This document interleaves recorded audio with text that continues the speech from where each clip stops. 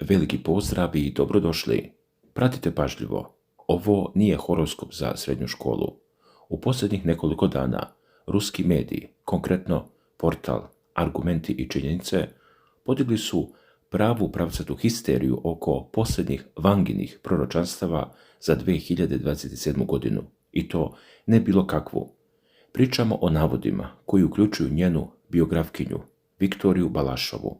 Ona je izašla sa objašnjenjima koja praktično brišu sve što ste mislili da znate o bugarskoj proročici. Balašova tvrdi nešto što je zapravo strašnije od bilo kakve apokalipse. Kaže, Vanga uopšte nije govorila ono što mislite da je govorila.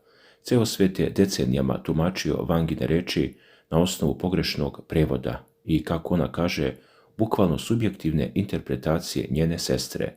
Hajde da ovo raspetljamo. Dakle, baba Vanga je rođena u Strumici, to je današnja Severna Makedonija.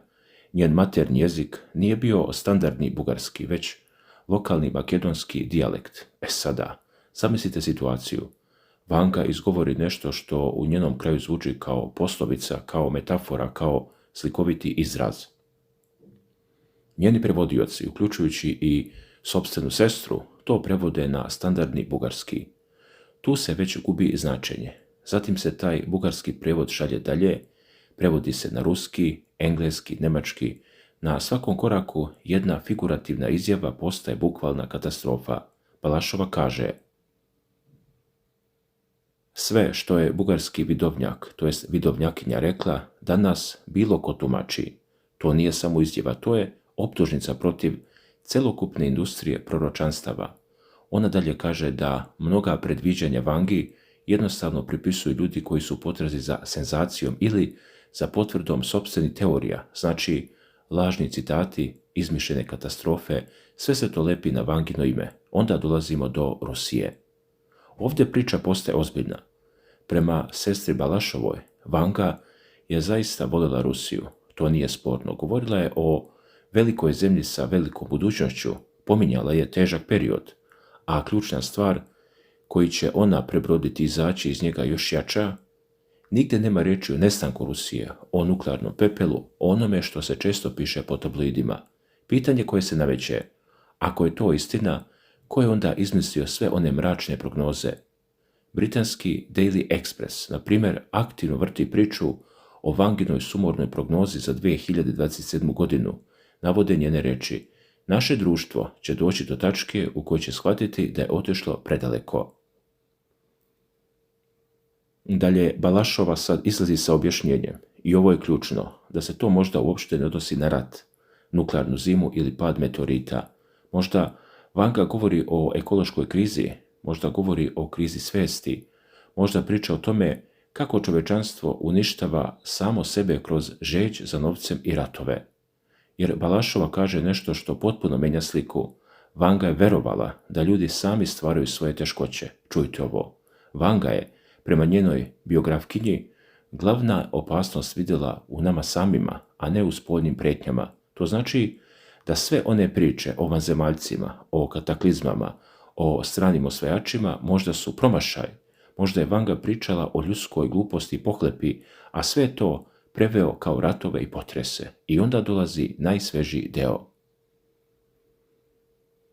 Balašova kaže da je Vanga u posljednjim godinama života bila ubeđena da vanzemaljska inteligencija postoji. Ne samo da postoji. Vanga je verovala da ćemo na kraju susresti vanzemaljsku civilizaciju. Sad, ovo nije proročanstvo o invaziji, o čemu godišnje pišu tabloidi. Ovo je opet, kako Balašova prenosi, bilo Vangino duboko uverenje, ali u kombinaciji sa onom glavnom opasnošću, da smo mi ti koji ćemo upropastiti planetu pre nego što uspostavimo kontakt. Dalje, prva stvar koja upada u oči jeste da je baba Vanga predvidjela da će 2027. doći do tačke u kojoj je kap vode vrednija od zlata. To je ozbiljna stvar. To ne govori o ratu, to govori o resursima, o suši, o podjeli planeta na one koje imaju vodu i one koje nemaju.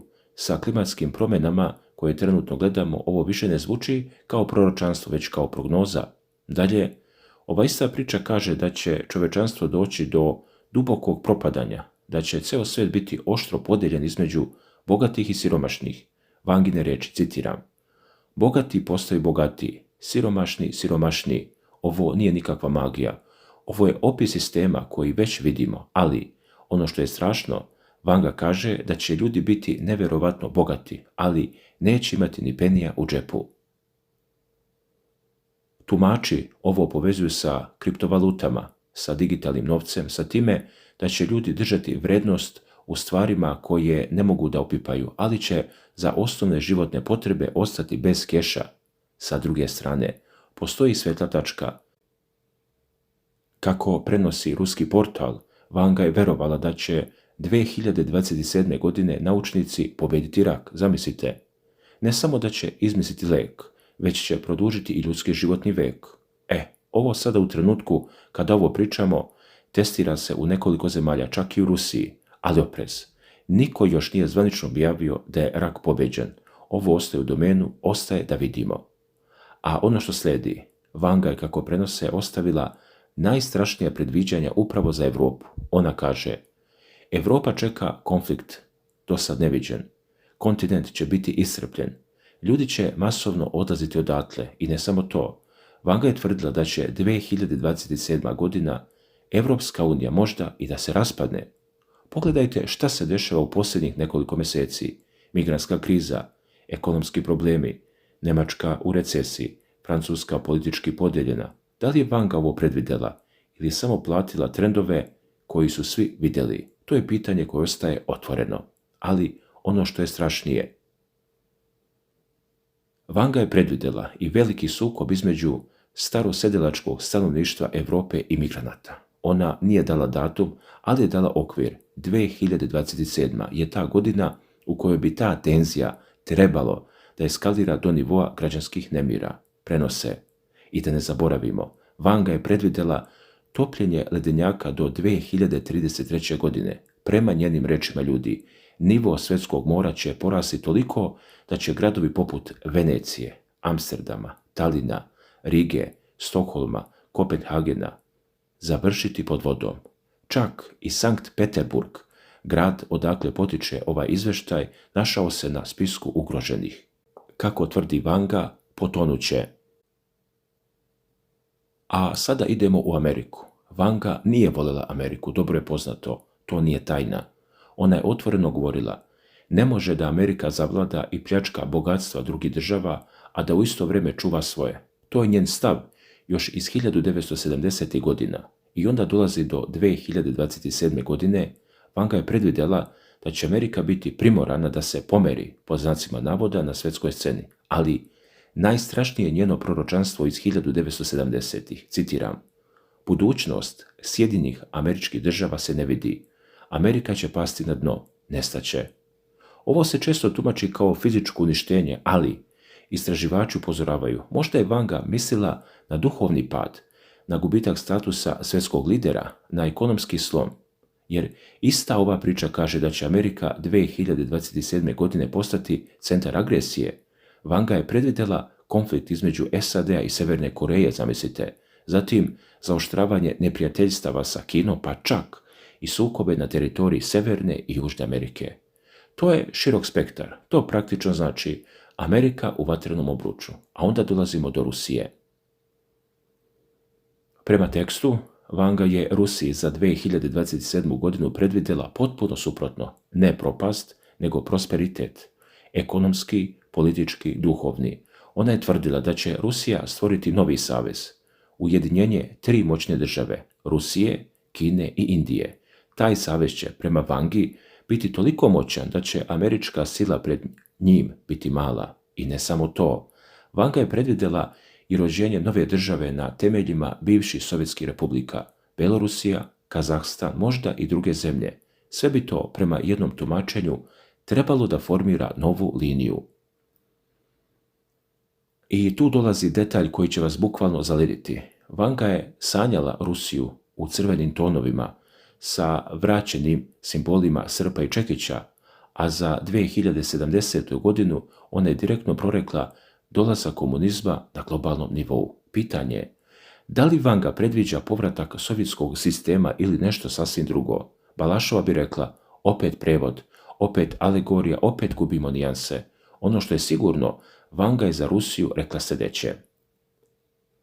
Rusija će učiniti gotovo nemoguće. Ponovo će postati velika imperija, prije svega imperija duha. Niko i ništa neće moći da je zaustavi. Sve će pomesti sa svog puta i ne samo da će se očuvati, nego će postati gospodar sveta. Duhovno prvenstvo ruske države bit će priznato svuda, pa čak i na američkom kontinentu, gdje će se konačno pomiriti sa njenom snagom i moći, tvrdila je Vanga. Ove reči su ili najveća uteha za rusku publiku ili najopasnija iluzija, zavisno od toga kako ih protumačite. A sada idemo na ličnosti. Šta je Vanga rekla o Trumpu, Zelenskom, Putinu? Krenimo od Donalda Trumpa. Vanga je još 2020. godine prema pojedinim izvorima predvidjela da će Donald Trump biti posljednji predsjednik Sjedinjenih Američkih Država. Znamo da to nije tačno. Ali možda Vanga nije mislila na hronološki red. Možda je mislila na posljednjeg predsjednika pre nekog velikog sloma. To je nejasno za sada.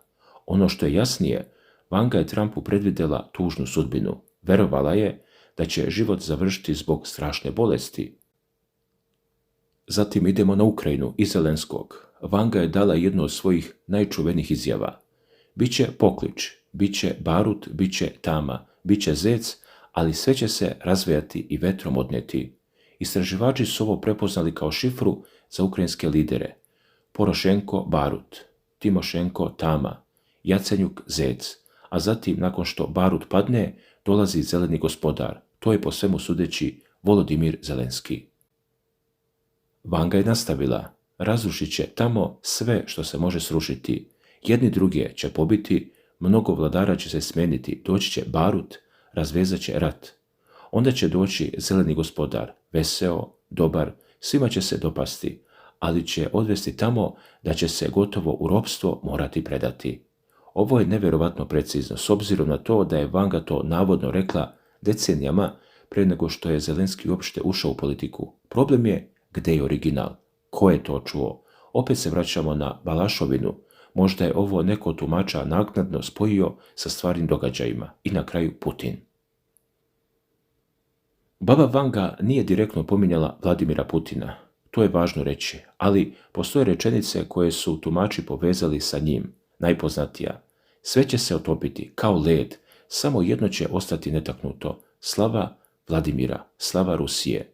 Ovo može da znači dve stvari, ljudi. Prva, Vladimir Putin kao pojedinac će nadživjeti sve krize i ostati upamćen kao veliki vladar. Druga, Vladimir je ime koje se vezuje za kneza Vladimira, za krštenje Rusije, za duhovnu tradiciju, kako god nejasno je. Također postoji i ova rečenica, citiram, novi čovjek gredi, doći će 8. i sve promeniti. Pošto je Vladimir Putin 8. čovjek na čelu Rusije od vremena Mihajla Gorbačova, mnogi su ovo protumačili kao direktno pominjanje njega. 8. će sve promeniti. To zvuči kao velika transformacija. Ono što je najvažnije i najstrašnije od svega, Vanga je imala i mnoga proročanstva koja se nisu obistinila. Sada ću vam i to navesti. Na primjer, Vanga je tvrdila da će još 2008. godine izmisliti lijek protiv raka. To se nije desilo. Tek 2025. godine, dakle, počinju testiranja vakcine protiv onkologije, ali to je daleko od izlečenja. Zatim, Vanga je predvidjela da će 2010. godine početi globalni nuklearni rat koji će trajati 4 godine. I to se nije desilo, zar ne? Za 2024. godinu Vanga je predvidjela globalni sukob koji će smanjiti stanovništvo Zemlje, pad ogromnog asteroida, topljenje ledenjaka, veliko preseljenje ljudi. Ništa od toga se nije desilo, ljudi, bar ne u meri u kojoj je predviđeno. I to je ključna stvar koju Balašova pokušava da nam kaže. Vanga nije mašina za predviđanje apokalipse. Vanga je žena koja je živjela u specifičnom vremenu, na specifičnom mestu, pričala na specifičnom dijalektu i čije su reči zatim prošle kroz ruke prevodilaca, novinara i lovaca na senzacije. I zato njeno posljednje proročanstvo, ono za 2027. kako se navodi, koje se sada provlači kroz svjetske medije, treba uzeti sa ozbiljnom rezervom. Naše društvo će doći do tačke u kojoj će shvatiti da je otišlo predaleko.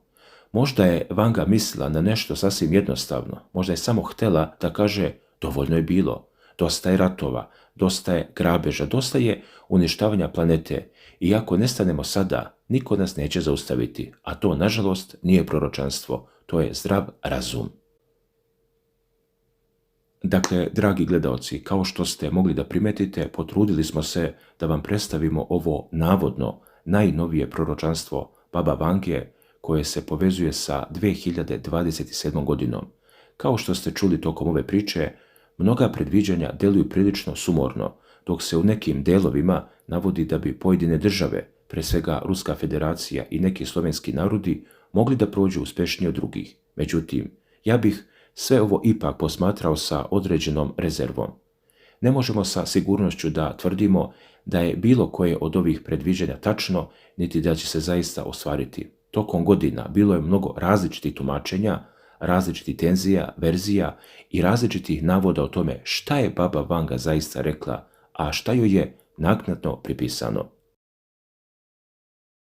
Zato mislim da je najpoštenije da sve ovo ostane u domenu navodnih proročanstava. Ne treba ih potpuno odbacivati, ali ih isto tako ne treba prihvatiti kao nešto što će se sigurno dogoditi. Ipak je reč o pričama i tumačenjima koja kruže decenijama nakon njene smrti. A mi smo na kanalu Obavesti me se potrudili da vam ove navode, kako ih prenose ruski svjetski mediji, prenesemo na što pošteni način, bez dodavanja, bez ulepšavanja i bez nametanja bilo kakvog zaključka. Jednostavno smo podelili sa vama ono što se pojavljuje u medijima i što izaziva veliko interesovanje širom sveta. Da li u svemu tome ima istine? Pokazat će vrijeme. Već smo duboko zakoračili u 2026. godinu. Polako ulazimo u njenu drugu polovinu i vidjet ćemo šta će nam doneti 2027. godina. A vama bih za kraj dao jedan iskren savjet. Na proročanstva gledajte samo kao na proročanstva, a nikako kao na nešto što se mora dogoditi. Najvažnije je da čuvate sebe, svoje porodice, svoje zdravlje i ljude koje volite. To je ono što je zaista važno. Sve ostalo će doći svojim tokom, kako nam Bog da. Hvala vam što ste ostali do samog kraja ove priče. Pišite u komentarima šta vi mislite o ovim navodnim predviđanjima i da li verujete da se neka od njih mogu ostvariti. Čuvajte sebe i svoje najbliže i vidimo se uskoro u nekoj narednoj analizi. Svako dobro, ljudi!